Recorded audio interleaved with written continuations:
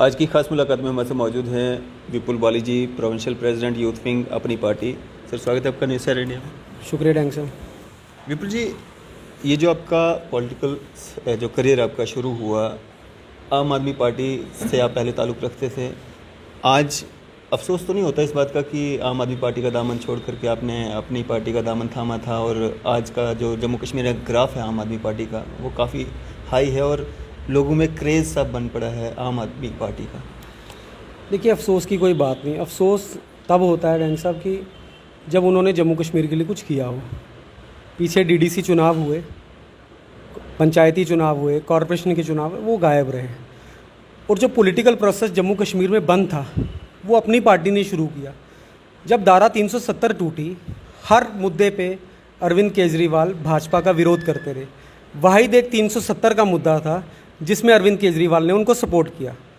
यहाँ दो तबके हैं, एक तबका कहता है कि 370 के साथ हैं हम, कि टूट गई अच्छी बात होगी, और एक बड़ा तबका जो है 80% of the people of Jammu Kashmir वो कहते हैं ये गलत हुआ है। तो आप जो कह रहे हैं कि 370, फिर तो वो लोग भाजपा को वोट देंगे। आप भाजपा का एजेंडा जो है जम्मू कश्मीर में चलाना चाहते हैं और जो उस एजेंडे को मानते हैं वो भाजपा को वोट देंगे। दूसरी सबसे बड़ी बात देखिए, आप जब ये ज्वाइनिंग्स हुई हैं, आपने भी कवर किया और मीडिया हाउसेज ने कवर किया, अरविंद केजरीवाल जी उनको ज्वाइन करवाने नहीं आए। वो वहाँ लोग मिन्नतें करते थे कि पार्टी प्रेसिडेंट आ जाए वहाँ मिलने के लिए, वो मिले नहीं वहाँ से। दूसरी चीज़, आम आदमी पार्टी जो हर चीज़ का ढिंढोरा पीटती है, चाहे वो सोशल मीडिया हो, चाहे वो मीडिया हो, आप उनका ट्विटर हैंडल निकाल लीजिए, चाहे वो आम आदमी पार्टी का मेन पेज हो, चाहे वो मनीष सिसोदिया का पेज हो, चाहे वो अरविंद केजरीवाल, एक आदमी ने इनकी एक फ़ोटोग्राफ अपने पेज पे नहीं लगाई। मैं आज भी छोटी से कहता हूँ कि आम आदमी पार्टी जम्मू कश्मीर में चुनाव नहीं लड़ेगी। वो सिर्फ यहाँ पे एक लोग आ रहे हैं और लीडरशिप से तरफ से वहाँ कोई नहीं आ रहा। एक छोटा सा कार्यकर्ता उनका यहाँ आ रहा है और एक तरह का माहौल बना रहा है। 4 लोगों ने वहाँ ज्वाइन किया। वो 4 लोग हैं कौन है? एक आदमी जो 2 चुनाव हार चुका है, एक आदमी जो वेस्ट से 2 चुनाव हार चुका है, एक आदमी जो मंत्री रह चुका है और पिछला चुनाव हार चुका है, और एक डीडीसी मेंबर। इसी को वेव मान रहे हैं ना आप लोग। तो आप यहाँ देखिए, यहाँ तो 15-20 लोग ऐसे हैं जो पिछले 25-25, 30-30 सालों से कभी हारे ही नहीं। लोगों ने रिपीटेडली उनको चांस दिया है। तो वेव किस चीज़ की? ये सिर्फ थोड़ा सा गुब्बारा है जो फट जाएगा। और आज से ही आप कभी इंटरव्यू ऑफलाइन इनसे पूछेंगे, ये आज से ही दुखी होना शुरू हो गए। जो पुराने कार्यकर्ता हैं इनके, वो इनसे दुखी हैं, और जो नए वाले हैं वो पुराने वालों से दुखी हैं। तो ये ज़्यादा देर चल नहीं पाएगा, ये गुब्बारा थोड़े दिन में फट जाएगा। ऐसा तो हर जगह होता है ना। और वेव की अगर आप बात करते हैं, आम आदमी ने ही वोट भी डालना होता है, लीडरों ने वोट नहीं डालना होता। आम आदमी जो है वो सोच रहा है कि आम आदमी पार्टी हमारे लिए कुछ करेगी। एक नए ऑप्शन के रूप में जो है आम आदमी पार्टी को देखा जा रहा है। और डेवलपमेंट की बात अगर हम करें, स्कूल, बिजली, पानी और जो हेल्थ की बात आम आदमी पार्टी करती है, उसको लेकर के जो लोगों में क्रेज़ बना हुआ है। देखिए, जो उन्होंने बात चलाई दिल्ली में, जब वो चुनाव जीते, दिल्ली एक केंद्र प्रशासित प्रदेश है, वहाँ चीज़ें आसान है चलानी। वहाँ पे आपका एग्रीकल्चर डिपार्टमेंट नहीं है, आपका फॉरेस्ट डिपार्टमेंट नहीं है, आपका इरिगेशन डिपार्टमेंट नहीं है, तो चीज़ें आसान हैं। अब पंजाब देखिए इन्होंने क्या किया। अगर ये एजुकेशन की बात करें, इन्होंने एलपीयू के चेयरमैन को राज्यसभा भेज दिया। तो जनता में कहीं ना कहीं सवाल है कि क्या उनसे उन्होंने पैसा लिया है? अगर किसी का एक प्राइवेट यूनिवर्सिटी इतनी बड़ी है, वो एक गवर्नमेंट एजुकेशन इंस्टीट्यूशन को क्यों ठीक होने देगा? आज जम्मू कश्मीर में ये कहते हैं हम चुनाव लड़ेंगे, कुछ करेंगे, इसका मतलब जम्मू कश्मीर में फिर राज्यसभा ये दिल्ली से लोग भेजेंगे। तो जम्मू कश्मीर के लोग इतने बेवकूफ़ नहीं, इन्होंने पंजाबियों को बेवकूफ़ बना दिया। और जब दिल्ली में चुनाव हुए, उन्होंने पहली कैबिनेट में 200 यूनिट फ्री कर दी, क्योंकि वहाँ सेंटर के बहुत से फंड रहते हैं। आज ये कह रहे हैं, आज इनसे पूछिए 300 यूनिट का है, आज इनसे पूछिए 1000 रुपये पर लेडीज़ को का है। ये सिर्फ बहानेबाजी बना रहे हैं और जल्दी ही आप देखिएगा कि इनका गुब्बारा फट जाएगा। और ये जम्मू कश्मीर को लेकर सीरियस नहीं, जैसे मैंने पहले कहा। आप देखिए, हिमाचल प्रदेश से कोई ज्वाइन करता है, उसको अरविंद केजरीवाल ज्वाइन कराते हैं। गुजरात से कोई ज्वाइन करता है, उसको अरविंद केजरीवाल ज्वाइन कराते हैं। कहीं से भी कोई ज्वाइन करे, उसको अरविंद मगर यहाँ जम्मू से इतनी तादाद में लोग गए और अरविंद केजरीवाल जी वहाँ आए नहीं। अगर ऐसी ज्वाइनिंग करानी थी तो यहाँ पर आ जाते, यहाँ पर ज्वाइन करा देते। और दूसरी बार अरविंद केजरीवाल हिमाचल जा रहे हैं पंजाब चुनाव के बाद, और जिन लोगों को, जिन नेताओं को वहाँ सारे टिकटार्थी जा रहे हैं और उनके साथ जो उनके सपोर्टर्स हैं वो जा रहे हैं। अगर इनको आम आदमी पार्टी में इतना ही कुछ दिखता था तो ये पंजाब चुनाव से पहले क्यों नहीं दिखा? मनकोटिया साहब तो मोदी जी की तारीफ करते नहीं थकते थे। जब उनको लगा कि मेरा कैरियर डूबता है, डूबते को तिनके का सहारा है, तो इस तरह उन्होंने सहारा लिया। और मुझे लगता है वो सहारा वो खुद भी डूबेंगे और इनको भी डुबाएंगे। बिल्कुल। अगर बात करें अपनी पार्टी की, तो अपनी पार्टी किन मैनिफेस्टोज़ के साथ जो है लोगों के बीच में जा रही है? क्या लेके क्या देने जा रही है आम लोगों को? देखिए, मैं आपको एक बात बताता हूँ, जो भी जम्मू कश्मीर के मुद्दे हैं, अब देखिए डेली वेजर्स का मुद्दा है। सबसे पहले हमारे पार्टी प्रेसिडेंट ने प्रेस कॉन्फ्रेंस करके सरकार से कहा कि जब प्राइम मिनिस्टर ऑफ इंडिया या जम्मू आ रहे हैं 24 तारीख को, उन्होंने कहा कि हमें उम्मीद है कि प्राइम मिनिस्टर ऑफ इंडिया जो हैं डेली वेजर्स के लिए कुछ अनाउंस करेंगे, कुछ रेफ्यूजीज़ के लिए जो उनकी पेमेंट ड्यूज़ हैं वो अनाउंस करेंगे। मगर और उसके बाद मैं आपको बताता हूँ, जो डेली वेजर्स के प्रेसिडेंट हैं उन्होंने बाकायदा हमारे पार्टी प्रेसिडेंट और सीनियर वाइस प्रेसिडेंट और जो हमारे ट्रेड यूनियन के प्रेसिडेंट उनको बाकायदा लेटर लिख के एड्रेस किया कि हम शुक्रगुजार हैं कि आपने अपना मुद्दा, हम सर्व पॉजिटिविटी की तरफ जाते हैं। आप देखिए BSF CSF के एस्पिरेंट से हमने सड़क पे उनकी लड़ाई लड़ी, हम उनकी लड़ाई कोर्ट में भी लड़ रहे हैं फ्री ऑफ कॉस्ट। आज NHM का प्रोटेस्ट हुआ, हम उनकी लड़ाई सड़क पे लड़ेंगे, कोर्ट में लड़ेंगे। ये ज़मींदारा के पास लोगों की दुकानें तोड़ी जा रही हैं, हम सड़क पे भी लड़ाई, हमने प्रोटेस्ट भी किया और हम कोर्ट में भी लड़ रहे हैं। टोल प्लाज़ा का प्रोटेस्ट था, नितिन गडकरी ने कहा कि 60 किलोमीटर के अंदर टोल प्लाज़ा इलीगल है, वो 48 किलोमीटर बनता है, हमने वहाँ पे प्रोटेस्ट दिया। तो हम जो है वो जनता की आवाज़ बन के हर मुद्दे पे जनता की आवाज़ उठा रहे हैं। बाकी रही बात मैनिफेस्टो की, हमने ये कहा कि अगर हमारी सरकार आएगी, सरकार ने सिलेंडर दे दिए, हमने कहा कि जिन लोगों को सरकार ने सिलेंडर दे दिए जो गरीबी रेखा से नीचे आते हैं, हम उनको साल के 4 सिलेंडर फ्री ऑफ कॉस्ट देंगे। गैस।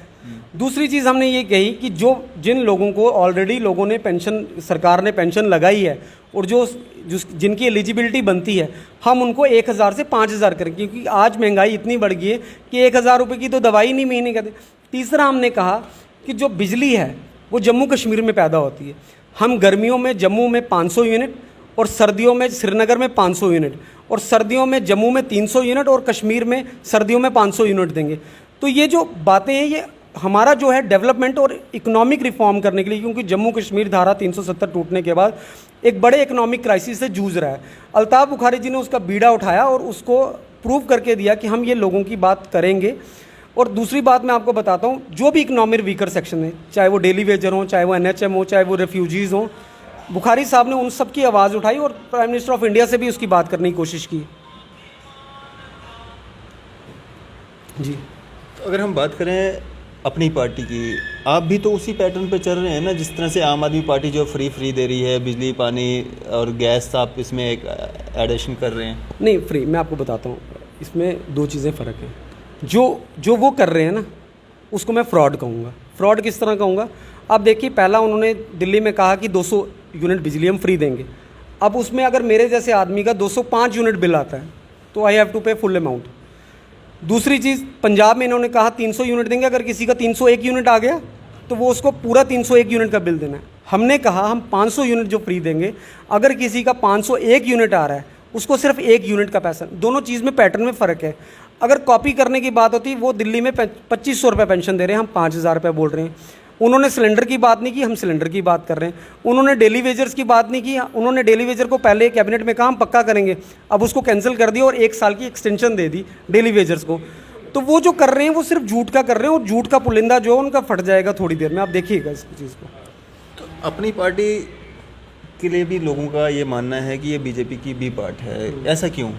देखिए, मैं आपको बात बताता हूँ, जब जम्मू कश्मीर में पॉलिटिकल प्रोसेस रुक गया था, मैंने आपको पहले भी कहा, तो लोग परेशान थे कि अब जाएं तो जाएं किसके पास। PDP बायकॉट कर चुकी थी, NC बायकॉट, जितनी पार्टीज थी लार्जेस्ट वो बायकॉट कर चुकी। अल्ताफ़ बुखारी साहब ने लाइक माइंडेड पीपल को साथ लिया और वो प्रधानमंत्री जी से मिलने चले गए। इन्होंने इस चीज़ को अब इनको बोलने के लिए कुछ नहीं था, वो साफ छवि के आदमी हैं। इन्होंने हमें बी टीम का टैग दे दिया। उमर अब्दुल्ला जी इनकी कैबिनेट में मंत्री रहे सेंटर में, वो बी टीम नहीं है। महबूबा मुफ्ती ने उनके साथ सरकार बनाई, वो बी टीम नहीं। तो हम बी टीम कैसे हो गए? हमने सिर्फ, अब हम अगर हमें कोई जम्मू कश्मीर को ज़रूरत है तो हम हिंदुस्तान के प्रधानमंत्री के पास जाएंगे, पाकिस्तान के प्रधानमंत्री के पास नहीं जाएंगे। इसीलिए इनको लगता है कि अगर इनका कुछ नहीं हो रहा तो इनको इस चीज़ को बोलो, बी टीम तो PDP और NC है।